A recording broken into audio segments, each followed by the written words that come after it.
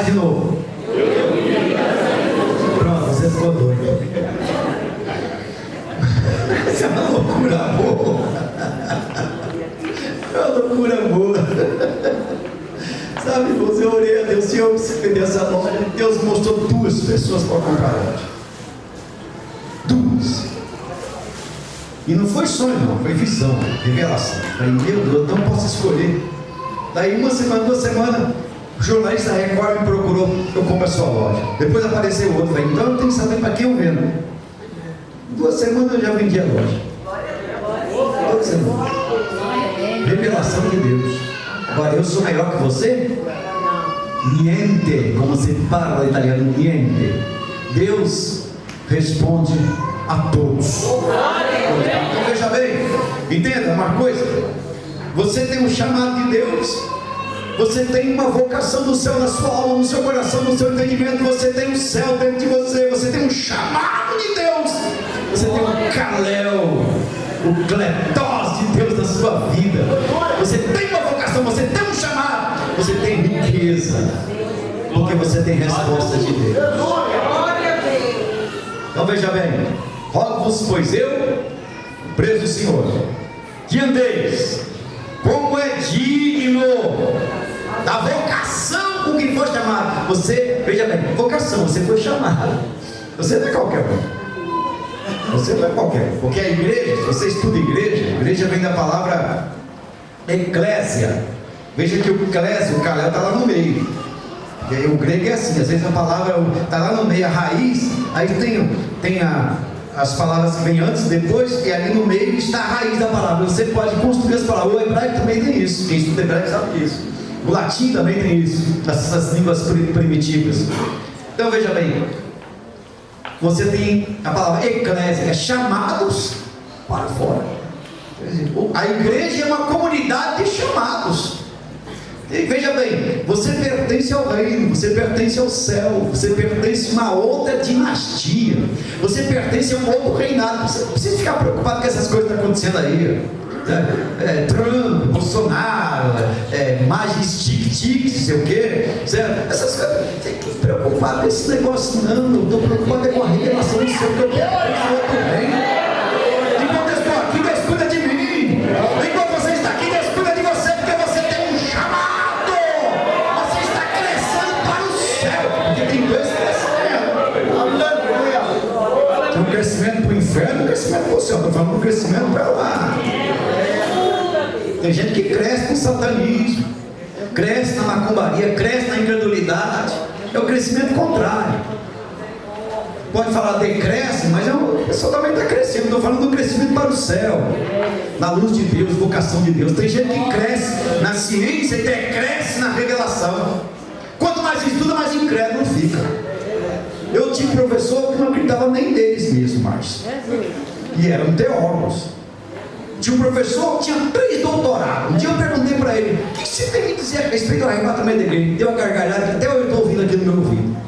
Você ainda está nessa? Eu falei: o sangue de Jesus tem poder, seu capeta. Você não crê na revelação de Deus? Não crê? Então veja bem, o chamado de Deus, ele te leva para a maturidade, para o crescimento. Aleluia. O que é maturidade? Maturidade é isso. Maturidade é mergulhar no rio de Deus.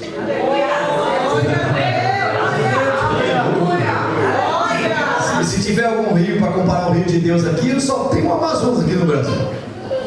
O Amazonas.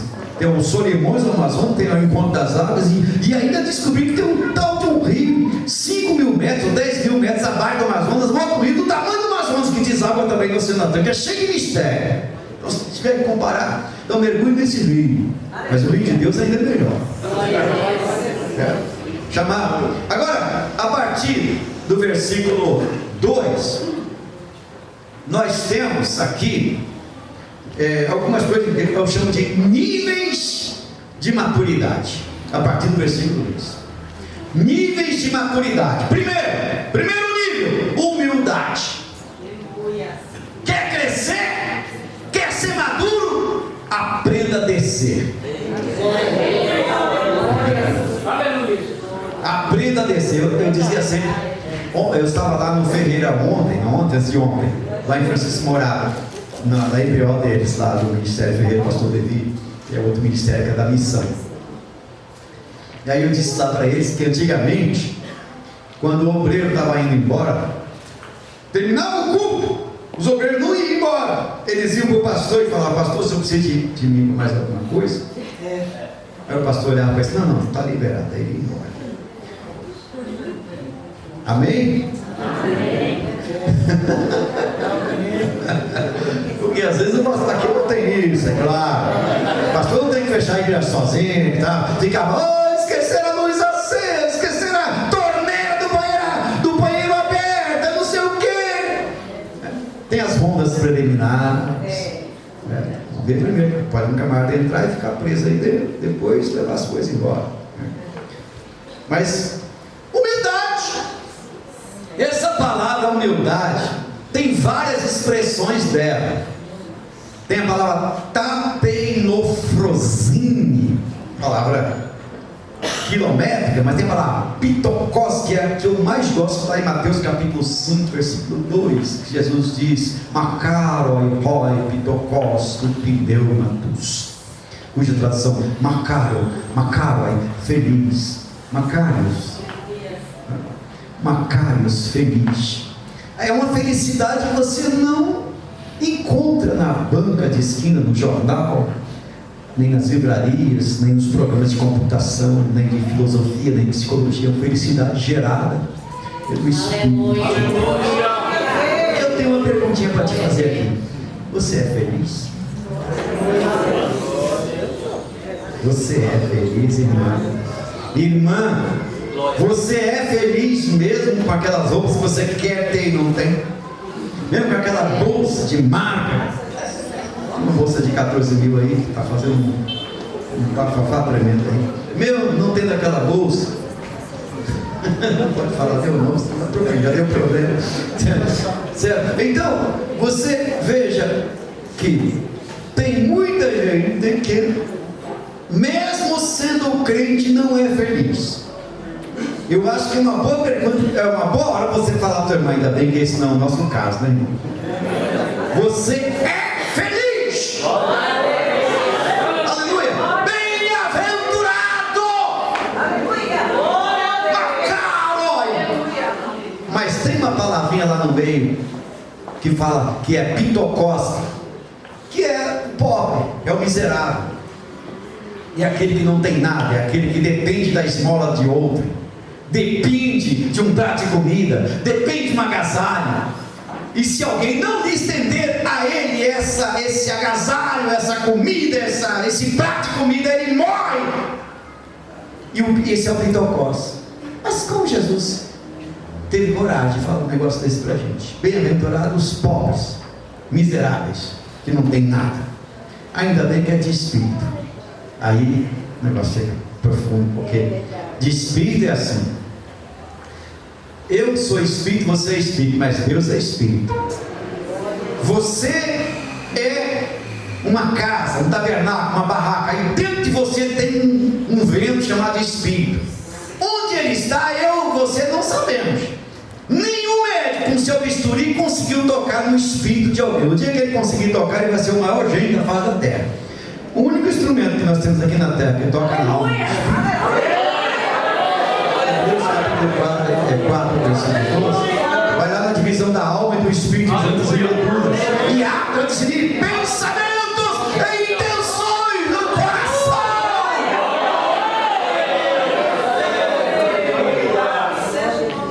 Aleluia.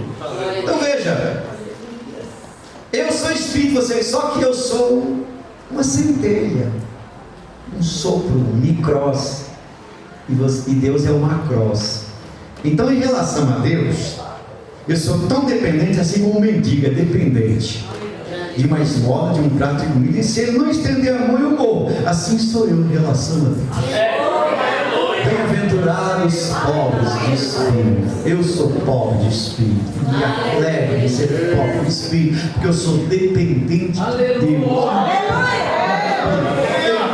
Tem tudo. E quanto mais eu dependo de Deus, mais eu cresço. Quanto mais eu dependo de Deus, mais eu subo a escada. Quanto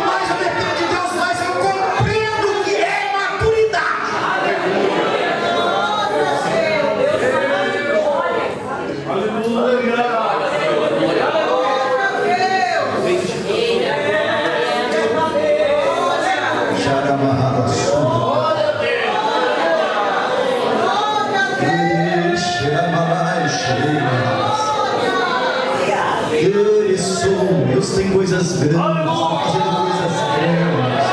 Deus tem mistérios grandes nesta igreja, na vida desses outros.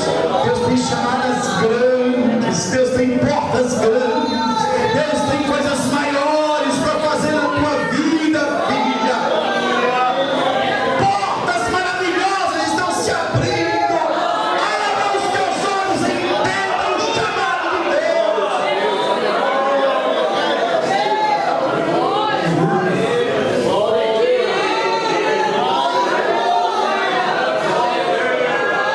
Jesus disse: vinde a mim, todos que estáis cansados e oprimidos, que eu vos aliviarei. Tomai sobre vós o meu jugo e aprendei de mim, que eu sou manso e humilde de coração. Jesus se coloca nessa condição de humilde. É o primeiro nível da maturidade. E essa especificidade de Jesus é tão tremenda. Nós vamos ler isso de novo aqui no texto, o versículo 8 e 9, que fala da descida de Cristo. Descida de Cristo, Efésios 4, 8 e 9. Ele sendo Deus, ele subiu, mas também desceu. Mas quem é esse Deus que desceu? É aquele que o céu e a terra queriam fugir da sua presença e não encontrava lugar. É aquele que o salmista diz: para onde fugirei da tua face? Aleluia. Se eu for lá no abismo, tu estás. Se eu for na escuridão é luz para ti, porque nada se esconde da sua presença. Moisés queria ver Deus, não pôde ver Deus, porque o Senhor diz: quem olha para mim não vive mais, você vai viver pelas costas. E Moisés viu Deus pelas costas, pois era um povo que não podia mais olhar para Moisés, porque ele só viu Deus pelas costas. Mas agora esse Deus que chamou a existência o inexistente, como um grande cozinheiro que pegou nada, temperou com tudo, com a sua palavra haja, à medida que ele falava haja, as coisas iam acontecendo e aparecendo com o poder da sua palavra. E depois chegou a hora de ele fazer o homem, fez essa coisa maravilhosa, essa mulher maravilhosa, esse homem maravilhoso com o toque das suas mãos, deixou a impressão digital em cada um deles, depois soprou o sopro do Espírito. Deus fez isso. Ele é Deus, ele pode fazer tudo. Por isso que ele pode criar um coração novo, um fígado novo, um rim novo. Deus pode fazer tudo novo em você. Ele é o autor de todas as coisas.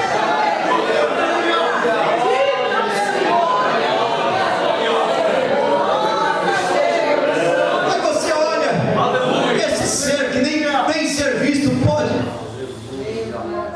Ele vem e desce, se humaniza, fica 9 meses no ventre da mulher, ele sendo Deus, fica no arcabouço do céu de uma criança, ele sendo Deus, obedece o pai e mãe terrenos, bate o martelo na carpintaria de José, chama Maria de mãe, José de pai.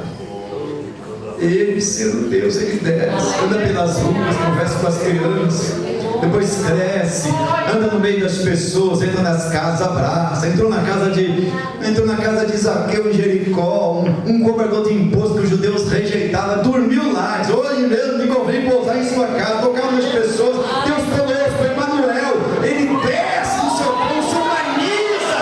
Que é isso? É humildade. Tem gente que não é nada. Precisa de martetões, precisa de um montão de coisa. Tá chegando aí não sei quem. E às vezes a gente precisa da igreja. Sangue e fogo.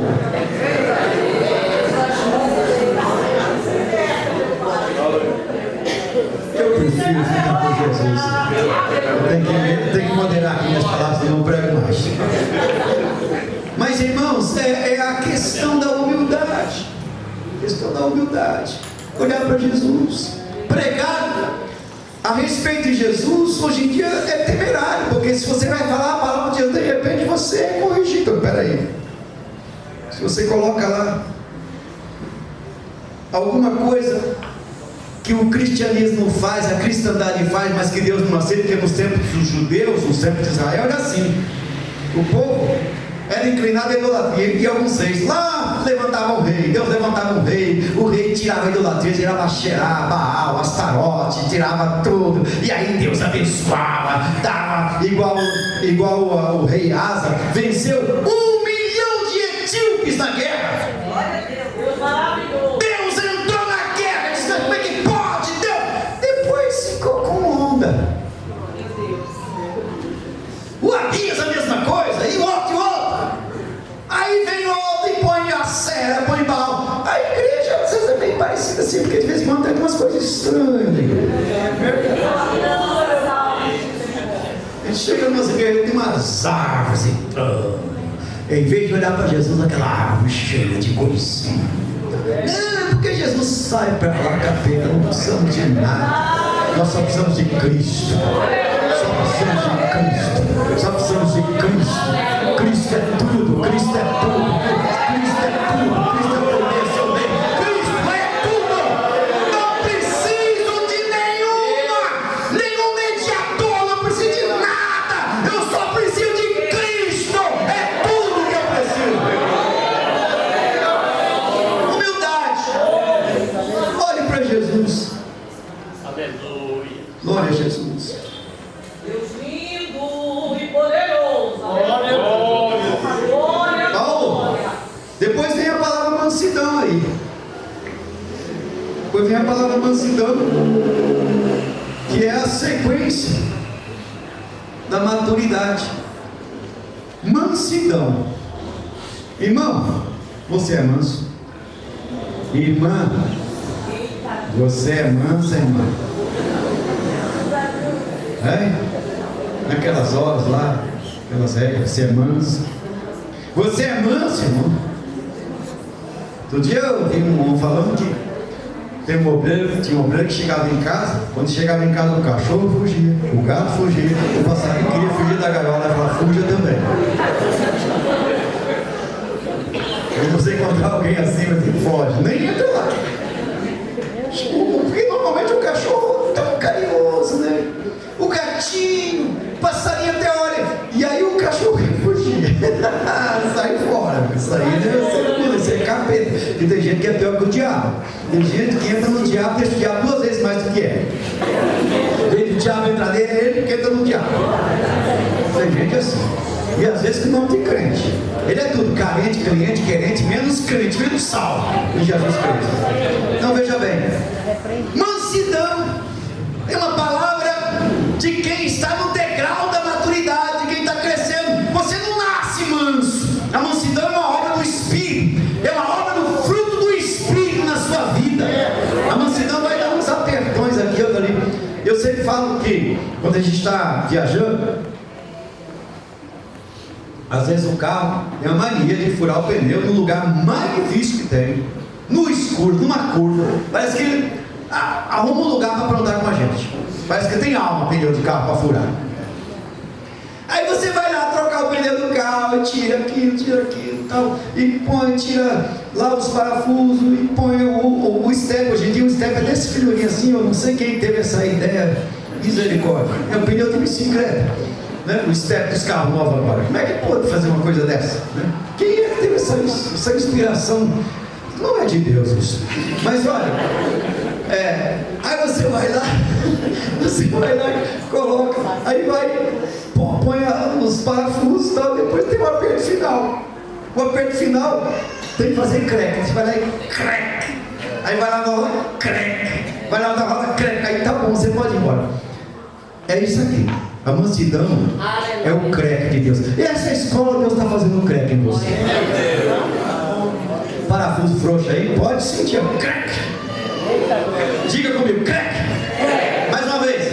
É isso aí que Deus está fazendo. Apertando os parafusos frouxos. Você derrama o óleo, está tudo certo. Ele derrama o óleo, está tudo certo. Mas a mansidão é algo desenvolvido pelo Espírito. É o Espírito de Deus que faz. Mas eu conhecia tanta gente brava. Você também deve ter conhecido gente assim. Aí o Espírito Santo foi lá, apertou os parafusos, fez um montão de creque e jogou óleo. Mas então, filho, tá bom, filho, mas tá Se o espírito sair dali, meu, a ferrugem volta. Pastor mudou de uma casa para outra, e ele foi ver os cômodos da casa, olha aqui, olha ali. Aí tinha uma porta no fundo, tinha um parafuso, um trinco. Ele puxou o trinco, não veio. Se pendurou um trinco, o trinco não veio. Teve uma marreta, bateu no trinco, o trinco não desceu. Aí ele viu que tinha uma lata de óleo lá do lado e pegou e jogou óleo uma vez, duas vezes, foi olhar, veja, o trinco desceu, subiu. O trinco estava enferrujado, precisava de unção. Tem muito crente assim que está enferrujado, que precisa de óleo, precisa da unção de Deus. E aí a pessoa vai começar a ser mansa. Vai começar a ser mansa, vai pensar, certo? Isso é fundamental, isso é maturidade, isso é crescimento. Que mais nós temos aí, pastor? Que mais nós temos aí? Longanimidade. Até para falar é complicado. Diga comigo. Longanimidade. De novo. Longanimidade. Rápido você não consegue falar. Fala rápido, longanimidade, fala. Você não consegue. Você não consegue. Dá um nó na língua. Dá um trava-língua. Então essa palavra precisa de uma reflexão. Essa palavra vem da expressão grega macrotimia. Longo ânimo. Macros, longo. Timós, ânimo, raiva, paixão. Significa esperar o tempo suficiente.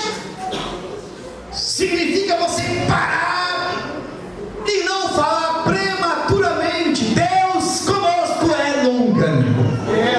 Você está aqui por causa da longanimidade de Deus. E nós, para subir o degrau da maturidade, precisamos passar por esse degrau. Longanimidade. Já passou por aí, irmão? Pode ser até que seja um degrau mais alto, porque tem umas escadas às vezes que...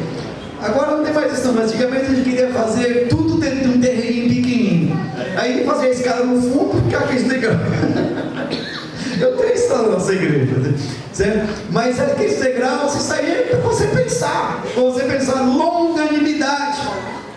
Isso abrange essa capacidade maravilhosa da macrotimia, da verdadeira paciência. Na verdade, é o fruto de Deus na nossa vida.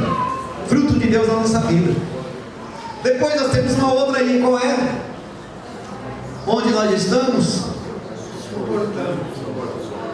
Não, macro de longanimidade.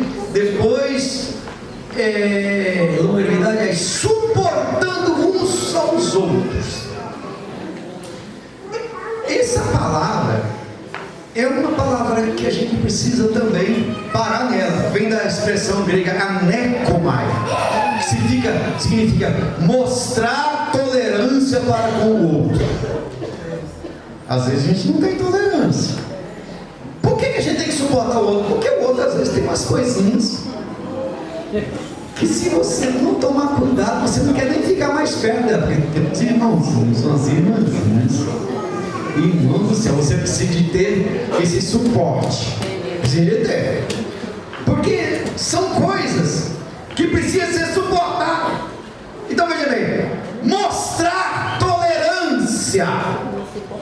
E nem todos têm essa capacidade de mostrar tolerância para com o outro. Até onde vai a sua tolerância? Claro que tem um limite. Todos nós, sabe a expressão que a gente usa aqui no Brasil, pavio curto? Pavio curto, quem já encontrou pavio curto por aí? Né? O que mais tem? Aliás, São Paulo é o lugar das pessoas, principalmente o pessoal do trânsito. Às vezes tem uma menina pequenininha desse tamanho assim, mas atrás do volante, eu não sei o que tem nela ou dele. Quanto menor, mais, sabe? As pessoas atrás do volante parece que tem uma coisa. Um dia eu estava indo para a igreja, aí o camarada me deu uma fechada de propósito. Me fechou de propósito. Depois que ele me fechou, ele viu que ele fez isso, fez por querer, parou do meu lado, estava indo para a escola ligar, baixou o vidro do carro, olhou para mim e falou: e aí, achou ruim? Irmão, misericórdia. Porque se fosse outra época, mas graças a Deus, tem uma coisa que eu quero falar com vocês aqui. toda vez que você desce as águas, ou melhor, toda vez, você só desceu uma vez. Mas quando você desceu as águas, você recebeu um atestado de óbito. Quem tem esse atestado de óbito aí? O que significa isso? Morreu. Você morreu. Fala aí pro seu irmão, você morreu. Você morreu. Aí, quem está na cruz tem algum direito, pastor Léo?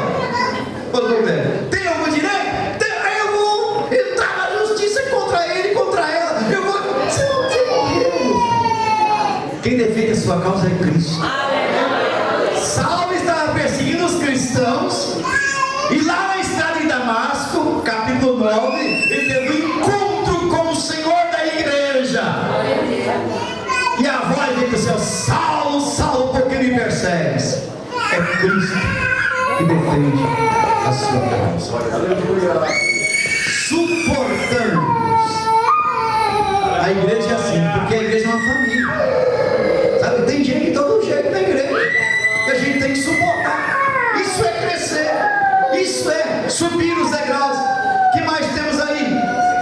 Procurando guardar o vínculo da paz. Meu Deus.